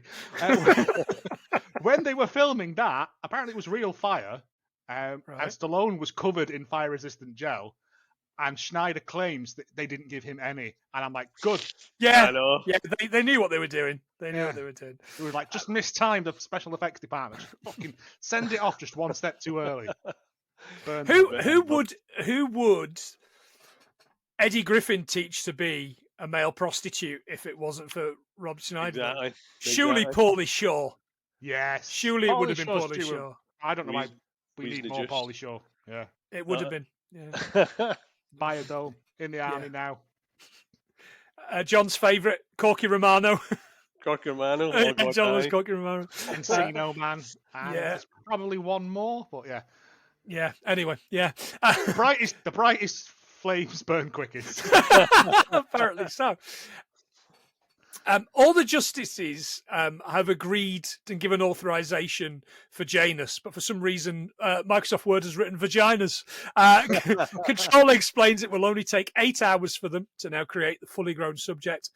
What the judges then change their mind for no reason whatsoever, and Rico comes in and just blows them all away. Yeah. In the judges' locker room, Fergus causes his distraction, and then Dredd just knocks one out and steals the outfit. It's so bad. It's really bad. Breaking into a police station, getting into there. What is he? Is he like? Have I fallen off the tour or something? He says, "Oh, which way to the bathroom?" That's fucking shooting. Yeah. The Hall of Justice as a civilian, he would have been shot through the head immediately. There's this bit where basically Rico's in the office and Dredd just storms in. I knew it was you. How did you know it was him? Like, how? They all look the fucking same. How did you know it was him? I mean, in this, they all look the same. The DNA thing, I think, is supposedly the giveaway. Dredd knows that he didn't shoot Man from Lethal Weapon. Yeah. So the only other option is that it's Rico. Right, okay. No, but Rico says to Dredd at this point, I knew it was you, just as he walks in the helmet and the outfit. Doesn't work. It doesn't work at any level for me. Yeah, recognise the smell. Chief Justice shoots himself in the arm, obviously for the guards to then chase after him. And for some reason, when Dredd's being chased, he jumps down these stairs instead of running after them like a normal person. And this is a bit where you get a close-up of the new rocks that he's wearing. He's wearing them big old goth boots. Yeah, I think it's because they got a slow-motion camera and they were like, "Let's do a cool jump." And Sylvester Stallone, being 4 feet tall, was like, "I can't jump that high, lads." I don't understand why this is a thing. Yeah, this whole sort of second act of it sucks. Oh, it doesn't work on any level. This is the bit where they take the fucking hover bike, hover bikes. It turns out it's just Ned Flanders with a bit of paper on a comb, and blows a hole in the wall and starts to plummet to its death, and then hitting it really fucking hard. Fonzie! And it works. Yeah. Yay! This CGI, by the way, is the worst we've seen so far. It's so fucking muddy, it looks like it was done on an Amiga 600. Aye. It's literally 2 seconds or 3 seconds. It's so bad. CGI. All of Babylon 5 was done on an Amiga 600. The toaster what was it called? The something toaster. Was the Toaster? software? No, the software that they did on was called the something toaster. I can't remember what it's called. Listeners, you'll pick us up on it. It was a really expensive. I think it was like 99 quid bit of one disc software. Yeah, which obviously at the time was £7,000. Old money. Yeah. Yeah. Thing is, in 1992, you had The Crow, where he gets his hand shot through. Yeah. Looks better than this shit. Yeah. Oh, And yeah, this yeah. is 3 years on. And they've put a lot of time and effort into this to make it look good. Mhm. Dredd explains to Fergus he needs to shoot the rifle. It doesn't work, and he says you need to cock it. And I was kind of like, cock it! It's a bit short of the death for me. And they escape by pulling up this. So they're getting chased by these guys. They shoot a couple. They escape by pulling up this building, and you see some prime sly neck veins as he's acting, pretending to pull up. And there's this 1995 cartoon explosion. They end up shooting and chasing this cop off of his bike, and he falls to his death with a brilliant Wilhelm scream. So we're finally doing it. We're finally doing the Wilhelm scream. We can't do it again, so we'll use it. So think yourself fucking lucky, Joe. First used in the 1951 film Distant Drums, named after Private Wilhelm, a character in The Charge at Feather River, a 1953 Western in which the character gets shot in the thigh with an arrow. It is believed to be actor Sheb Woolley, who, would you believe, was a singer who was responsible for the song The Purple People Eater. The shit the internet tells you. I am telling you. Disney have outlawed the use of it in any future Star Wars films because Star Wars is serious now. It's not for children now. It has been used in The Force Awakens, but they won't let it in anything else. Apparently, it gets snuck into the first episode of the Book of Boba Fett somewhere. I didn't have time to go back to the first book. I'm going to watch that again then. I would just put it in anyway. What are they going to do? Of course you would. I know. Yeah, it's great. Yeah, yeah. The mouse is litigious, though, isn't it? You know, you want to avoid the fucking mouse. Fuck them. Yeah. I just put it really low in the mix then. Yeah, and just get backwards. your own thing in. Or something. Just be an absolute knobhead about it. Be just creative. have all the dialogue replaced with screaming. Yeah. To be honest, I think they did in that last Star Wars film. It would have made sense. Dredd and Fergus head to Hershey's apartment, which has been trashed. It's also the same apartment as Sandy B's apartment out of Demolition Man, I'm certain of it. Again, there's big overhangs of stuff that I'm like, I think that you just redress the sets. Yeah, definitely. They're snuck up on by Hershey, who thinks Dredd's part of the slaughter of judges. Explains why he doesn't have emotions because of Janus, Samantha Janus. It's all her fault. It's all her fault. Samantha Janus. Do you remember Samantha Janus's ass in that film about rugby league? When Sunday comes. No, Up and Under. Up and Under. There you go. Wow, there's two films about rugby. There is two, and I own them both. Hershey remembers that before this big explosion, this is the fucking worst writing. It's like, before there was an explosion, there was a power outage. And do you remember there was a power outage when they moved that building underneath the Statue of Liberty? And I'm like, what? None of this makes sense. Is it just an excuse? Is it just an excuse to use the Statue of Liberty as a set? Yes. 100%. It's also inaccurate because in Dredd's world, over the Statue of Liberty, like 3 times the size of it, is a massive statue of a judge. Oh, I've seen that. Yeah. Because that's the thing, isn't it? That Liberty is there, but also judges override it. Yeah. Got you. Okay. I think they just wanted to do that. Yeah. They had a set. Ghostbusters 2 set was raided. Your love keeps lifting me higher, John. Back at Janus. Rico offers himself up as the new DNA sample, right? And he puts his arm in this massive fucking machine, I know, which for some reason has 4 needles that cause him to bleed everywhere, when what they could have just done was swabbed his cheek. Yeah. It's not dramatic though, that is it? No, I guess Fuck that. It's like a sword device. Rico explains the next lot of judges are going to be at his control, his brothers and sisters. They're not, they're his clones. Actually, if they were going on the fucking rule that they've just done, it would be his son and daughter. Yeah, because that's what they said earlier on. Oh, fucking hell. Chief Justice is having none of it. In your bullshit. That's what I want. Rico sets the ABC robot on him to fucking rip his arms off, which would have looked great, but instead we just get some fucking jam poured on the floor. Again, I think one of the scenes cut for originally it got a 17, 18 rating. Please. And they cut it down to 15, and then they cut it again to get like a PG. Yeah, so all the cool shit that would have been in there. Yeah. They kept the guy getting shot through the throat in, but not a guy getting his arms and legs pulled off. So. I guess the part of the rules is you can get one guy shot through the throat, but you can't say the word bastard or something. I don't know. Well, I think Rick Mayley Adam said in Bottom they had a list of what they could say and they had to trade it off, so it was like 2 shits for a bastard and stuff like that. Oh, so, nice. Yeah, they had to carefully pick what swear words they wanted in because they had to so many points to spend on swears, basically. I'm adding it to the list. Two shits for a bastard is a good name for an oi band.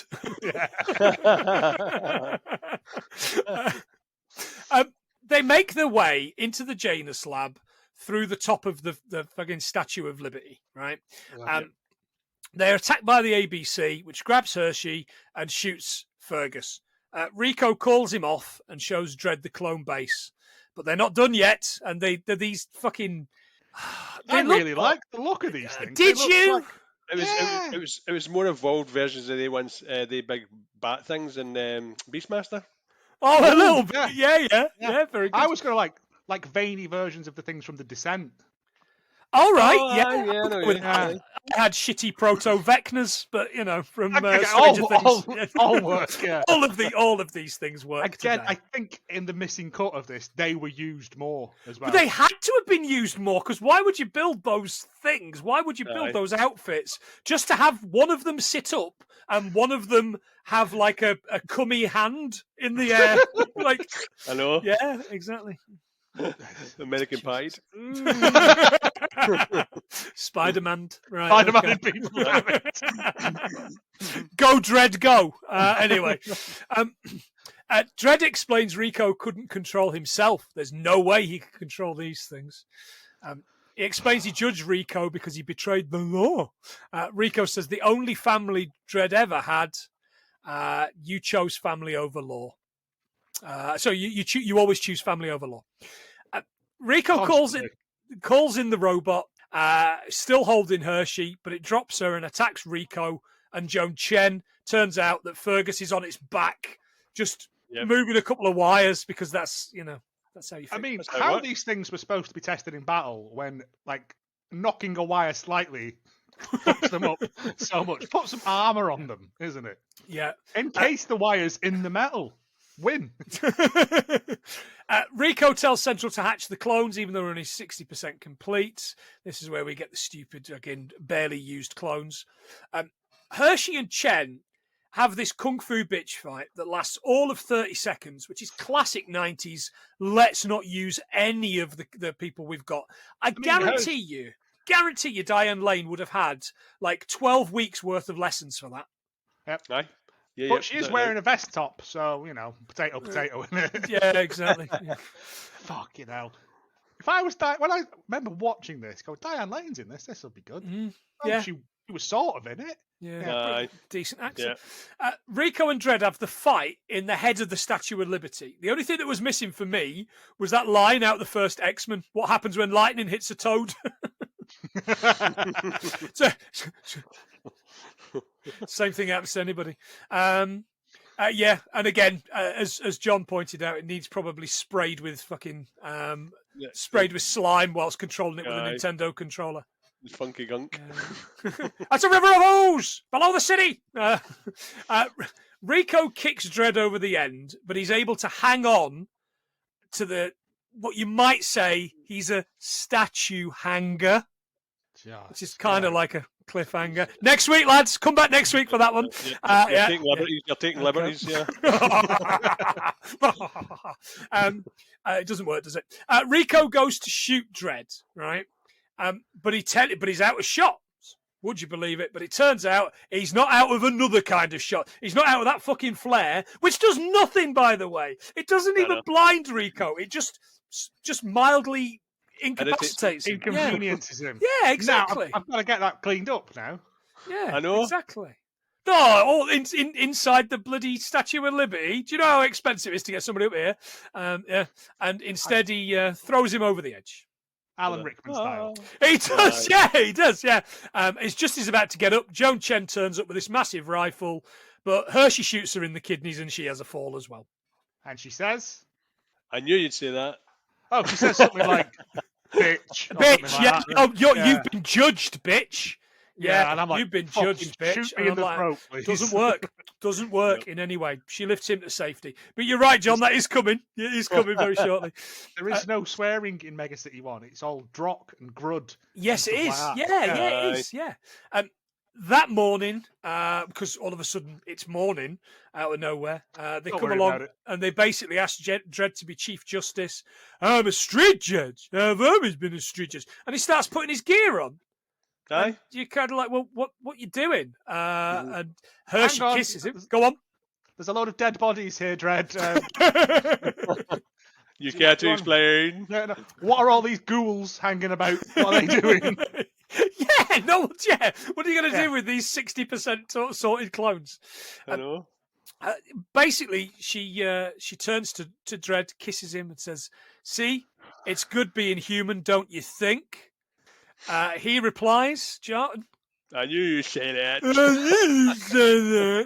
And drives off. This is essentially the same ending as Demolition Man. Are It's all fluid exactly- transfers as pleasurable as this? Yeah, it's exactly the same. It's fucking awful. And thankfully, that's the end of the movie. Very quickly, I think I've got a couple more things. Since the year 2000, the Statue of Liberty has been featured in 21 motion pictures. As I've explained already, the final of X-Men, 2001's AI, Artificial Intelligence, it's underwater. Men in Black 2 with that fucking neuralizer in it. Oh, God. The Triplets of Belleville, which is a great film. An obese one with a hamburger on the tablet and an ice cream cone. That's quite funny. The Day After Tomorrow, it's destroyed by Rodan in Godzilla Final Wars. Around the World in 80 Days, it's being created. It's made of bamboo in Madagascar, as the Americans say. It's in the wild, which I've never seen. Cloverfield, the head gets thrown on the thing. There's fucking loads of these. I don't know why I wrote them all down. But it's also featured in 2015 film, The Walk. Everything comes back to the quiz. There you go. Joseph Gordon-Levitt doing the thing. Yeah. One final thing. There's a mention of suicide being illegal. Yeah. No, he says... I would have jumped out of the window. It would have been suicide. At least it would have been legal. At least it would have been legal. There you go. Anyone committing suicide in ancient Greece was forced to have a burial outside of town in an unmarked grave. I made a gag earlier on, but I hadn't done this, so it didn't work. Places that suicide is illegal. Gambia, Ghana, Kenya, can you believe it? Malawi, Nigeria, South Sudan, but not North Sudan because it doesn't exist. Tanzania, Uganda, but so's being homosexual, so fuck them and their fabulous flag. The Bahamas, Guyana, Bangladesh, Brunei, the Lebanon, Malaysia, Myanmar, Oman, Pakistan, Syria, Yemen, no man, Papua New Guinea. It is legal in every European country. Get on it. No, do not get on it. If you feel like you need to get on it, get on the socials and message us. We want to fucking talk. We want to talk. I'll yell at you for a while, yeah. That's me. Anything from Joe? No. I like I said, I cut out a lot of my Dredd facts because it was very boring for people who weren't me. We need a music sting. We need a James Fax Dredd facts. No.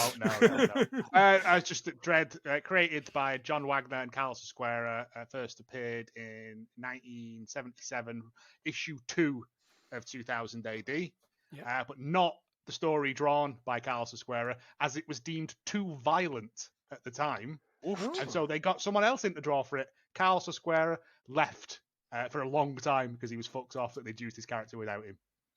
Right, dead wow. Dead now, sadly. Died a couple of years back. But yeah, other than that, fuck this film. Watch the Carl Urban one because it's infinitely Yeah, better. it's beautiful. In well, fact, I want to go away and watch that now. John, any other bits? Just a couple. The main villain was supposed to be might be Judge Death, who we all know and love, but it was too expensive to do. The outdoor scenes were shot in Britain, so they kept the streets wet at all times because they didn't know how the weather was going to go because it's all shit. Christopher Walken turned in the role as Rico. The film itself, I know. How do we feel about that? There's Larkin up my ass. Perp. The film is set in the year 2139. The film was floated in the 80s, and Harrison Ford was supposed to play Dredd. And the last one is, see, I checked this out, so I just double checked, Googled it to see what if Dredd had any powers. Mm-hmm. I thought he had ESPN. No kidding. So I thought you had like I thought he was able to read minds because in the Carl Urban one, it's not hints towards it. Sorry, it's okay. But apparently he's got bionic eyes that give him 20/20 vision and night vision, and it reduces his blinking rate. Later on, they were added. Yeah, I must have missed time after Dredd takes the long walk, he goes into the cursed earth and returns. This is fucking so nerdy. Returns due to necropolis, but is essentially dead at the time, referred to as the dead man, and no one knows who it is. And I think then they replace his eyes with the bionic ones. What? Yeah. They get it done at the same place as Riddick? Aye, that's me. I'm out. Fantastic. Joe, as you're the guest, do you want to have a guess at how many we've got? Nowhere near the record. I'm going to go somewhere about 92. Okay. John, can you go lower than 92, please? 90. You're spot on. 90. 90. There you go. Including the 5 that you got in the quiz. Nice. Get more facts in that nobody cares about. We've been doing it. We've been doing it for 2 hours, so no thanks. No, it's fine. I still had my tea. It's fucking 9:30. Right. Anyway, brilliant. Look, Joe, as always, always great to have you on. I would have you on every week if I could. But yeah, you've got a life and 12 other podcasts. Again, remind us where we can find you. Down the docks on any given evening. You find on Twitter at Hallmark of Great, all one word, or Instagram and the other one, Facebook, at Hallmark of Greatness. You'd probably like to get us on Twitter, though, because I have a lot of free time at work. What lads? I watch this at work. Because I watch loads of shit at work, mate. I watch all the Hallmark films at work. So at least you know there's not going to be any tits, I guess. It's not in this. Yeah, there should have been some like Total Recall tits in this. Yeah, there should have been. Yeah, yeah. Oh shit! What, John? Too late. We've gone for 90. No, RoboCop. Apparently, this was held back production because of RoboCop. RoboCop borrowed so much material from Dredd 2000 AD that they had to hold it back. All right, okay, there you go.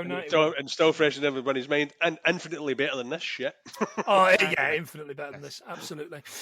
Okay, so you can, if like Joe, you've got a quid burning a hole in your pocket, then you can give us that every month, and we'll give you a shout out.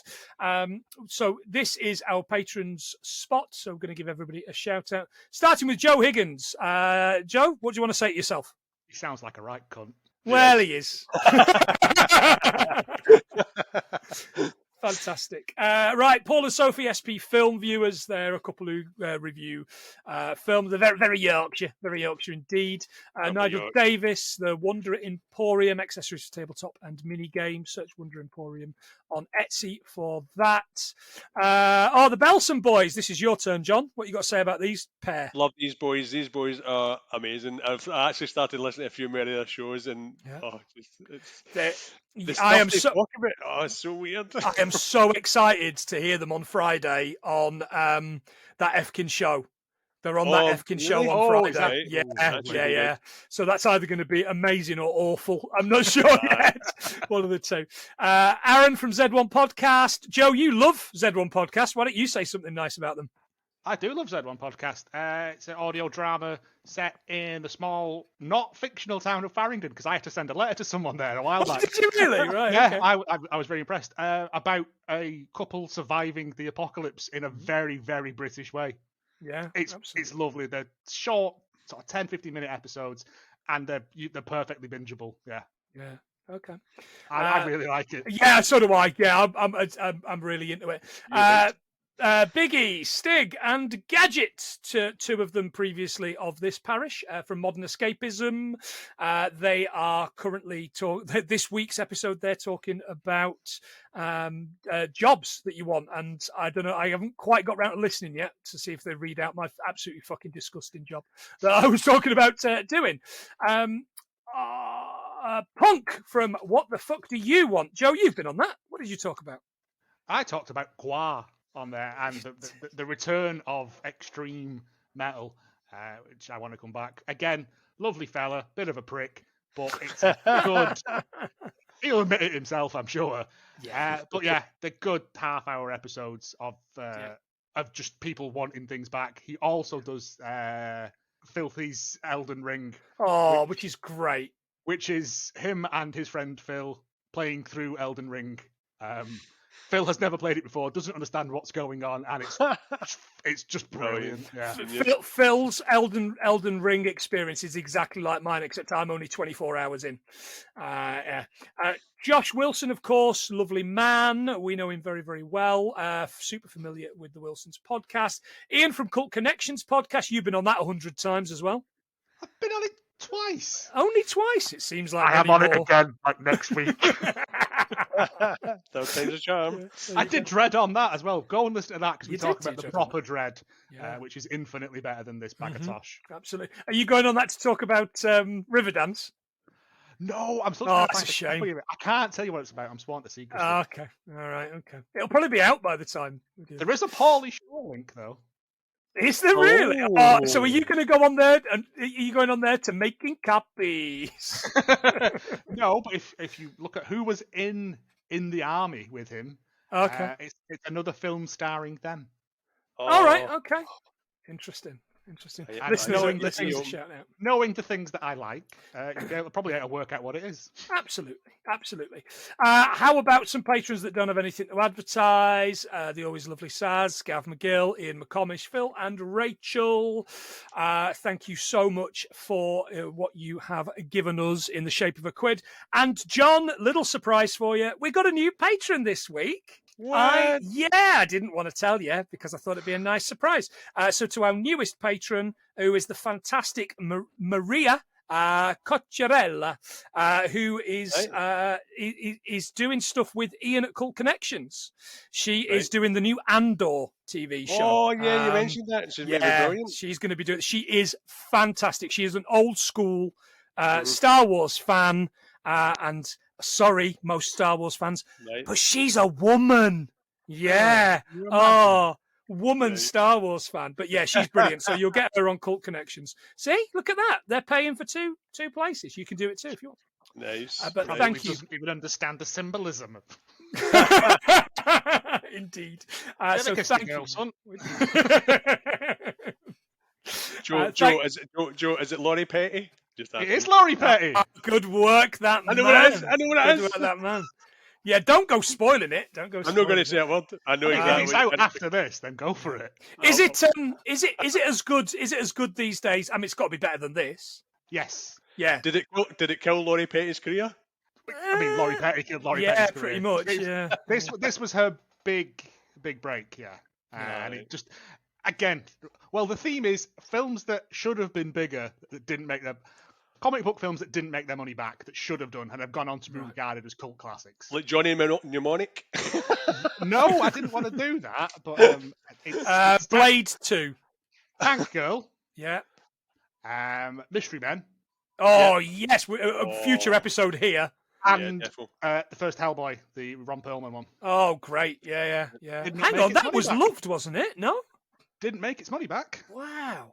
That's astonishing. That's interesting. Domestically, it didn't make its money back. It made a bit more overseas, but not enough to, double your money, aren't you, to basically make your money back. Yeah, that's right. Yeah. Okay. So W money. It's not Ted Rogers. 3, 2, 1. 3, 2, the David 1. Harbour one because that was panned. It's awful. It's unwatchable. It's unwatchable. It's got Mo from EastEnders. Again, that's the second time on the trot we've mentioned that. I'm sure we mentioned that last week or the week before. We gadget. Right. Okay. Fantastic. John, do you remember what we're talking about next week? We've talked about it twice. Cliffhanger. Yeah, we are. We're doing Cliffhanger as Sly Timber rolls on. Yeah. Our first ever John, what's his name, film? Leguizamo. No, John Lithgow. John Lithgow. John Leguizamo. Absolutely. So again, Joe, thanks for fucking giving us 2.5 hours of your fucking life. It's fine. I'm going to go and play Train Simulator now. So. Nice. And we will see you next week. But for now, he's been Joe, he's been John, I've been Planty, and it's been 91. I'll give you that one. Things that we learned from the biggest pile of fucking shit we've covered in 3 weeks. See ya. See you guys.